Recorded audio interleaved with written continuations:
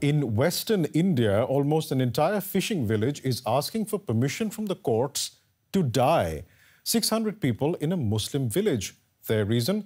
Harassment from authorities who have prevented them from fishing. It is admittedly a strange request given that active euthanasia, that is, doing something to cause a person's death, is illegal in India. DW correspondent Nehal Johri travelled to Gujarat state to see for herself what prompted this petition. Gosabara is usually a sleepy village. But right now, hundreds of its residents are asking to be euthanized. They say local authorities have been harassing them for almost a decade and blocking their right to fish. Frustrated, 100 Muslim fishermen and their families have petitioned Gujarat's High Court, saying, "Let us fish in these waters or let us die." Our livelihood depended on the sea, and it has been stopped. We want it back. We have to feed our children, feed ourselves. How should we go on like this? I'd rather die with the others than die alone of hunger. How can we watch our children die before us? The petition is being led by Allara Kadimar. Legally, it has no chance of winning in court. Indian law does not allow active euthanasia. But Dimar hopes that the drastic nature of their petition will draw attention to a bigger problem. Of the 30 villages in the area, Gosabara is the only Muslim village and the only one deprived of its right to earn a livelihood. Police officials keep coming to the port, telling us to remove our boats.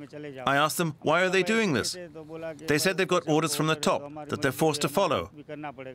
So we feel that the authorities are discriminating against us because we're Muslims. Here at the Arabian Sea near Gosabara village, fishermen we met have approved licenses to fish. Their forefathers have been doing so for over a century. But in the last years, local authorities started cracking down upon Gosabara port, saying it lacks fish landing rights, which means that they can neither park their boats here nor unload the day's catch. That's as good as not fishing at all. The lawyer representing the fishermen's petition believes that the restrictions are due to deeper causes. Gosabara is a very sensitive area.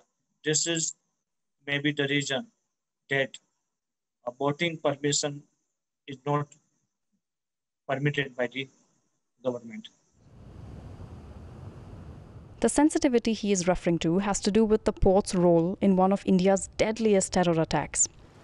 In 1993, arms and explosives used in a series of bomb blasts in Mumbai were moved through Gosabara port. We could not verify the reason why Gosabara doesn't have fish landing rights, as local authorities declined our repeated requests for interviews. As for Dimar and other fishermen, they feel abandoned by the government. They are tired of waiting helplessly, tired of looking for answers. All the fisherfolk can do now is hope the High Court will take action in their favor. Joining me now for more from Delhi is DW correspondent Nehal Johri, who filed that report after meeting these fishermen in Gujarat state. Nehal, do these fishermen really want to die? I think the simple answer to that is no, they don't. We're essentially talking about a community here of 600 people. So that's 100 fishermen, their families, children are excluded. And from the conversations, the sense I got is that what they really want at the end of the day is the right to earn their livelihood. And till now, they've tried approaching a lot of authorities. They've spoken to the fisheries department, the local authorities, even at the level of state and national authorities, and they haven't got any response. So the community is pretty much at its wit's end, right? They don't know what else to do. This is also a community that relies entirely on fishing. Most of them are illiterate. So it's not like they can pick up another trade and just bounce off. And so what this petition really is a plea of desperation. Now, Nehal, you also mentioned in your report that there were security concerns involved because some explosives used in the 1993 Mumbai bomb attacks were smuggled through this area.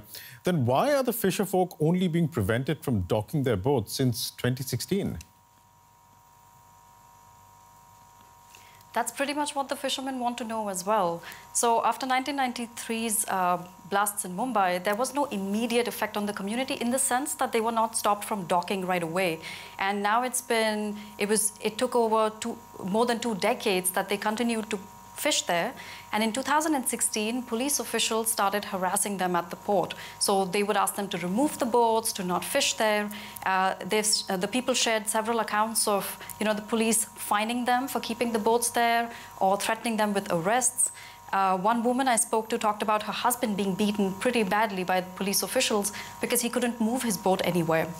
And so the community really feels that they're being targeted for their religious identity and that this is political persecution.